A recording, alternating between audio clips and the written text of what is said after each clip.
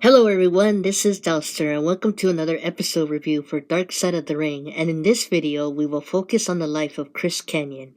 For those who don't know Chris Kanyon, he was a WCW wrestler known for his Mortis character. He sadly took his life after years of hiding his sexuality, and it was tragic because even in the 2000s, it was still hard for the LGBTQIA plus community to come out of the closet and be treated fairly. It was so sad, especially the events that led up to his death. I'll go over the episode first and share my thoughts at the end. Chris Kanyon's real name was Christopher Morgan Kluxeritz, and he was born in Sunnyside, Queens, New York.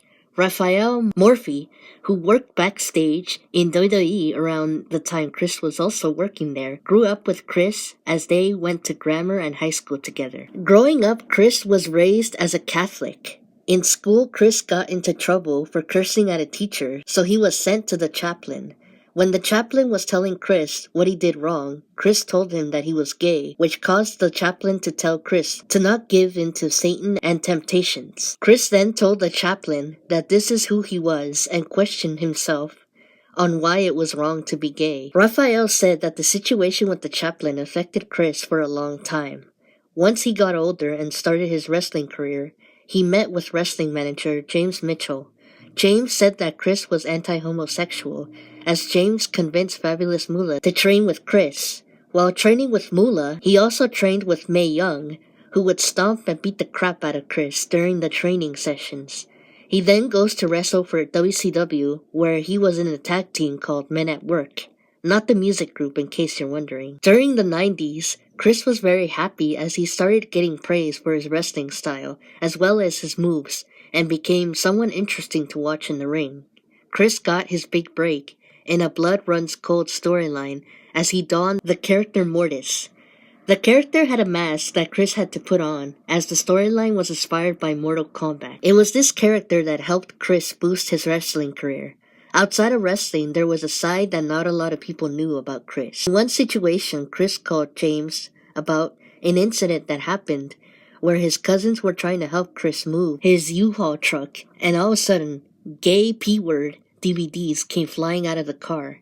Panicked, Chris told his cousins that it was James's DVDs, so he called James in order for him to cover for Chris. It was there that James found out that Chris was gay. Chris had a lot to hide, but there was one situation where he ended up physically hurting James, and it happened in James's car when Chris threw a punch at James with his elbow, even cursing him. James recalled in the episode that there was something wrong with Chris when, in an incident one time, he got out of the car, destroyed it, and then told James that he hated him. An explanation as to why Chris threw angry fits was because of his paranoia, which caused him to think that someone was going to find out that he was gay. Being a gay wrestler, or taking on a gay gimmick in wrestling, was not considered okay back then, as being gay makes you the bad guy.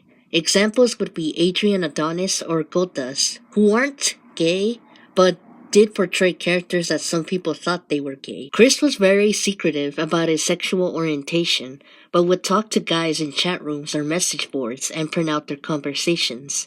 James said that he saw the printed conversations and asked Chris what they were, and Chris responded back by saying that they were just taxes. He kept the conversations in the metal box, but would get paranoid because Chris thought that someone was going to find out what was in the box. It seemed like Chris was on top of his game with the Mortis gimmick, but it did not last long as the NWO started to take over, causing Chris to stress out. Chris unfortunately took his frustrations out on James by choking him until James had blacked out. He then apologized to James and felt bad. After the Mortis gimmick, he introduced himself as his new gimmick. It was said in the episode that Eric Bischoff had a lot of faith in Kanyon, even to the point where Chris appeared in the Ready to Rumble movie. Chris's athleticism shined during his time in WCW. He got lots of money and hosted big parties, where the women would be crawling over Chris. In one of Chris's parties, one of the girls told James that she thought that Chris was gay. James then told Chris, causing him to get very paranoid to the point where he asked James to record a P-word movie with a woman in order to show it to the guys, proving that he was straight. When James was up at the hotel room with the lady ready to film the P-word film, Chris never showed up. James and the woman ended up filming the movie and he showed it to Chris. As Chris was laughing while seeing the movie, he then goes to the bathroom and angrily comes out with his hair conditioner, telling James that he used it, even though James was and still is bald. He then starts choking James, but this time James comes out with the gun, causing Kanyon to stop as he tells James to put the gun down. When one of the producers asked if James would have shot him if things escalated with Chris, James said yes. WCW was eventually bought by WWE, as Chris was lucky enough to get a spot there and a push as he became a US champion and a tag team champion at the same time, making him a double champion. It seemed that things were looking up for Chris, but James said in the episode that he would stay with Chris sometimes and that Chris would spend time sitting on the floor going over papers from the IRS, restacking and stacking them. James also said that Chris would stay in bed for 6 to 7 days. He did not understand at the time that Chris was going through depression when he was still alive. It was something that got James questioning why, as he said in the episode, that Chris had everything going on, but Chris had told James that he does not feel like no one loved him, and that it was hard to understand what goes on his mind. Chris eventually got injured and started taking steroids in order to treat his injury. Chris ended up getting a bloody infection and had lost a lot of weight, but was worried that he was going to be let go by WWE because he was taking time off to heal his injury. Eventually, Chris returned to SmackDown after recovering from injury for a year and a half and thought that he was going to be fine after WWE had given Chris an important role.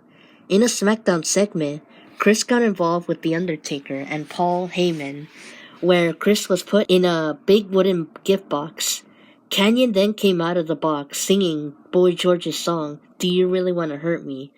When you look at the promo, The Undertaker looked bothered and irritated. Kanyon then gets beaten up severely by a steel chair, with shots to the head, as you can hear Paul Heyman saying, "He's a human being." The Young Bucks said while being interviewed for the episode that the attack on Kanyon felt too serious and too violent. In the clip, Chris looked as if he was knocked out cold.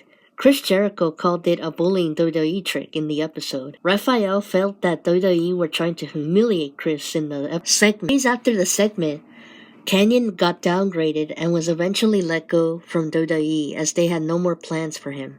Kanyon felt that he was let go of WWE because he was gay, but then changed his mind, later calling it BS. In 2005, Chris started training up-and-coming wrestlers such as Nick and Matt Jackson, the Young Bucks, and Brian Cage, for example. The Young Bucks were inspired by Kanyon as seen in their interview for this episode. Brian called Chris a great and selfless guy. An example of Chris being a selfless guy was that in 2005, he allowed one of his trainees, named Luke, stay over his house as Luke's house was destroyed due to Hurricane Katrina. During that time, Luke said that there was an incident that happened with Chris as they walked around the Scientology building, and Chris thought that there were aliens inside the building. Later on, Chris began his treatment for bipolar disorder. When he did his treatment, it helped Chris open up a little more as he told more people that he was gay, even though his friends were not surprised or hated him for it. James said that Chris wanted to portray himself as an openly gay wrestler, but did not know how to do so. Chris then announced at a wrestling event to the crowd that he was gay. In 2006, though, Chris did feel as though WWE had stolen his idea of being an openly gay wrestler, as they were going to have Orlando Jordan be a gay wrestler. He had written a letter to Stephanie McMahon about being a role model. However, Chris never discussed his idea with WWE during his tenure. Sadly for him, he never got a response. Instead of giving up, Chris tried getting WWE's attention by pulling some stunts that seemed humiliating for him. One of those stunts had happened at WrestleMania when Chris Benoit and Eddie Guerrero were celebrating their wins. The cameras had been off by the time Chris Kanyon went to the ring. The WWE were nice enough to invite Chris to their after party. Chris attended and went up to Vince McMahon to thank him for the invite, even though Vince had fired Chris. Chris Jericho said in the episode that he heard rumors of Chris Kanyon going to WWE events and yelling out something like, "Give me justice," while in the crowd. Since then, Chris Kanyon had disappeared from everyone for a while. One of the Young Bucks got a call from Chris one day, and he told one of the brothers that Chris was going to take his life. as he was crying very hard. The Young Bucks were about 19 to 21 years old during that time of the call. Chris had asked the brothers on the phone if they could pray for him, but after the call, it left one of the brothers shocked by Chris's attitude. Then in October of 2006, Kanyon got a role for the radio show, The Howard Stern Show. In one of the shows, John Cena was a guest and was asked if Kanyon's claims about his WWE firing were true, as Chris said that he was fired for being gay. John Cena said that the claims were false and that Chris was not that great. Bryan said in the episode that he heard of John's interview and said that it was a dirtbag thing to say. Back to the radio interview, John mentioned that if you're in WWE, you have to entertain the people, which Chris was not good at, in Cena's opinion. Days later, Ric Flair called in the Howard Stern Show and wanted to debate with Chris. Chris was a huge fan of Ric's, but this call was more of Ric agreeing to John's words and that he was disappointed in Chris. Ric was a hero to Chris, but told him that he was not the Nature Boy nor Stone Cold, and would probably never work for the WWE again. Since then, Chris disappeared, as James said that the last time he saw Chris was in January or February of 2010, where Chris was booked for a wrestling show. The match he had that year was horrible, as the audience laughed at Chris. When James and Chris went to a bar after the match, Chris told gay jokes, almost as if the match had no effect on him. A guy then walked up to Chris and James and told them that he was inspired by Chris because he too was gay. Once the two men went to a hotel, Chris told James that he was sore due to throwing himself at a car so that he could unalive himself. James told Chris that he was being selfish for not paying attention to the love and support that he was getting. Chris responded back to James by telling him that he was the selfish one, not Chris, because James was not able to understand how it was for Chris to live in his head, feeling like a freak and hating himself every day. James yells at him back, but Chris stops him and gives James a hug. Afterwards, they head towards the airport as Chris talks to James about past memories. Once Chris got on the plane, James said in the episode that he cried at that moment. He cried all the way home, and his wife had asked him why James was crying and told his wife that he felt that Chris was going to take his life this time. Diamond Dallas Page said in the episode that the last time he saw Chris, he had a feeling that Chris was not going to live long enough. James got a call from one of Chris's friends at 6 a.m. in the morning, telling James that Chris had passed away. Chris died at his childhood home in Sunnyside, New York, on April 2nd, 2010. He died from an overdose from antidepressants and was 40 years old. Luke said that he was relieved as he feels that Chris is no longer suffering, but calls Chris one of his best friends. When this episode first aired in 2021, Luke showed us his mortis tattoo that he has on his arm. James said that he wished that he would have known how to handle Chris's suffering, and that if anyone knows someone who has a friend or anyone else with schizophrenia or bipolar disorder, they should help them instead of keeping their secrets. Lots of Chris's trainees have done his wrestling moves as seen in the clips for this episode, such as the Young Bucks and Brian Cage. One of the Young Bucks said that Chris wanted to be successful like them at their age, but the Young Bucks told Chris that he was more successful because Chris was in WCW, a double champion in WWE, and had his own action figure. The Young Bucks said that they wanted to be like Chris because he had accomplished so much in his life. Diamond Dallas Page said that he liked wrestling with Chris and was close friends with him. James said that if he was able to talk to Kanyon one last time, he would tell Chris that he was a good friend. He would also hug Chris even if he was a ghost. If you or anyone has thoughts of harming yourself or are in a crisis, you can call the National Suicide Prevention Lifeline at 1-800-273-8255 or visit suicidelifeline.org. Interviewers for this episode are Diamond Dallas Page, the Young Bucks, Nick and Matt Jackson, Raphael Morphy, AEW Executive, Father James Mitchell, Wrestling Manager, Chris Jericho, Brian Cage, and Luke Hawx. Some facts about Chris is that he was born on January 4th, 1970. Happy early birthday, by the way. One of Chris's nicknames was the Innovator of Offense and was considered an underrated wrestler by WCW commentators. Growing up, Chris played roller hockey, basketball, and baseball. Chris went to the university at Buffalo and graduated in 1992 with a bachelor's degree in physical therapy. While he was in university, he was a member of the Mad Turtles and the University at Buffalo Rugby Football Club. Before he started wrestling full-time, Chris worked as a physical therapist for 3 years. After college, Chris was trained by Pete McKay, Ishmael Garina, and Bobby Bold Eagle at the Lower East Side of Wrestling Gym in Manhattan around 1991 to 1992. Chris wrestled his first match at Leviton, New York on April 5, 1992 with the name Chris Morgan. During his time as a physical therapist, Chris began to wrestle on the evenings and the weekends. He then decided to become a professional wrestler full-time in 1995 and got into a tag team with Billy Kidman. They wrestled in hockey uniforms. In 1994, Chris was a jobber for World Wrestling Federation and wrestled against Shawn Michaels, Diesel, Tanaka, and Bob Holly.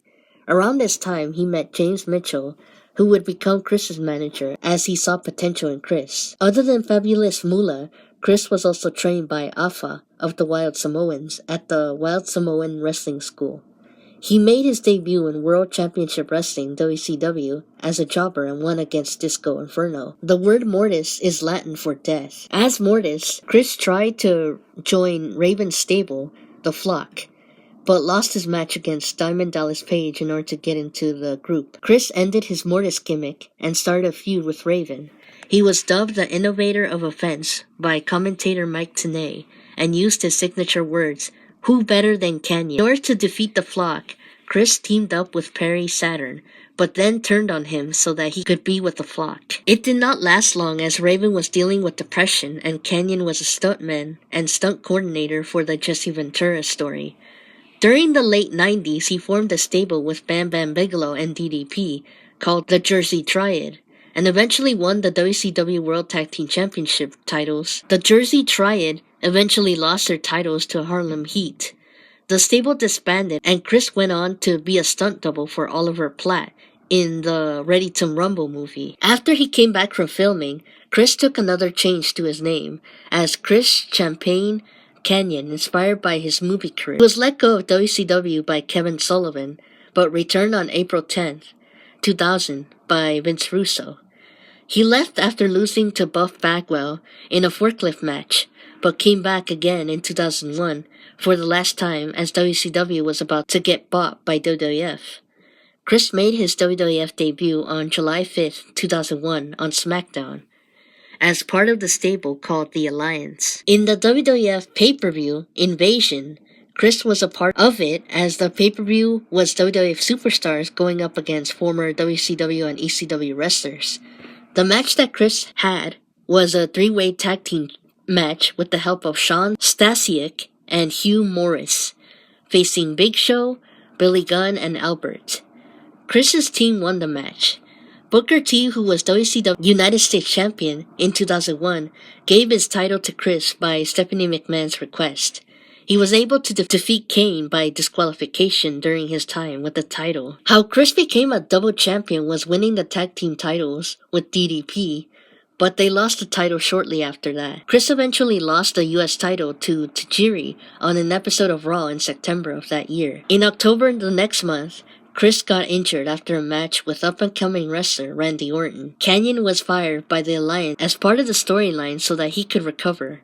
In May of 2002, Chris recovered and went to Ohio Valley Wrestling only to get injured again and returned in October that same year while having dark matches in WWE. After the Undertaker segment, Chris took part in WWE's Velocity and had dark matches in WWE while using the Mortis character. Chris was released by WWE on February 9, 2004. Besides helping Luke after Hurricane Katrina, Chris took part in a lot of benefit shows. Chris made small appearances in TNA and Pro Wrestling Guerrilla. He had more than one retirement match, but his last match was with Blake Morris and Mike Reed on January 30th, 2010. In the Death Grip documentary, Kanyon said that he took 50 sleeping pills as he was trying to unalive himself. On October 16, 2004, Chris got arrested in Tampa, Florida for disorderly conduct and resisting arrest without violence. They say Chris was trying to break up a fight, but lucky for him, he got out of bail thanks to Luke. Chris said that he did nothing wrong and the case was eventually dropped out of court. He, along with Raven and comedian Michael Sanders, tried to sue WWE for cheating them out of healthcare and other benefits, but the case was later dismissed. Before his death, Chris released a book titled Wrestling Reality, with the help of Ryan Clark. It was released on November 1st, 2011, and it talks about Chris's struggles of being a closeted gay man. His brother named Ken found Chris dead. There was an empty bottle of antidepressants close by his corpse, as well as a drug called Seroquel, which is an antipsychotic medication used to treat schizophrenia or major depressive disorder. He left an apology note to his family. WWE acknowledged Chris's passing. Chris was ranked number 108 out of 500 singles wrestlers in the Pro Wrestling Illustrated's 500 category in 1998. At WCW, Chris was a one-time WCW World Tag Team Champion with DDP and Bam Bam Bigelow, even though Tag Team Champions are usually two wrestlers that hold the titles. In WWF, now WWE, Chris was the WCW US Champion and a WWF Tag Team Champion with Diamond Dallas Page. Chris was in the Victory Championship Wrestling Hall of Fame in 2018. You can see Chris's dark matches as Mortis at the WWE Vault YouTube channel as of now. As of this year, Undertaker denied that he had hit Chris maliciously because he was gay in his 6 Feet Under show. Undertaker said that he hits his opponents the same with chair shots and was not aware of CTE until the death of Chris Benoit. He did not know that Chris was gay until he came out. Since this episode came out, Ric Flair has made an apology for the Howard Stern interview and loved Chris as a person on his Twitter. Bruce Pritchard said that Chris could have been more, but was not aware of his mental struggles. In his podcast, Eric Bischoff said that Chris was more talented than many realized. That is true, as the episode mentioned how Eric saw a lot of potential in Chris during his WCW run. When Brian Cage won the Ring of Honor World TV title, he saw a fan hold a sign that read, "Who better than Brian Cage?" which was something Chris would say when he was wrestling, but with his name. He said it reminded him of a sign that he made for Chris, and also remembered the first time that they had met. Brian got lucky enough to meet Chris after the show and gave Brian a signed shirt that he was going to give to Stone Cold Steve Austin. In his promo, Brian said that he still has the shirt that Chris had given him, as well as the sign that Kanyon also signed. Perry Saturn, who was in a tag team with Chris, said in an interview that he felt that he let Chris down and wished that he could have helped him. I give this episode a 9 out of 10, as it was very deep, but there was some stuff missing, such as Chris being a therapist and the accomplishments he had through the years.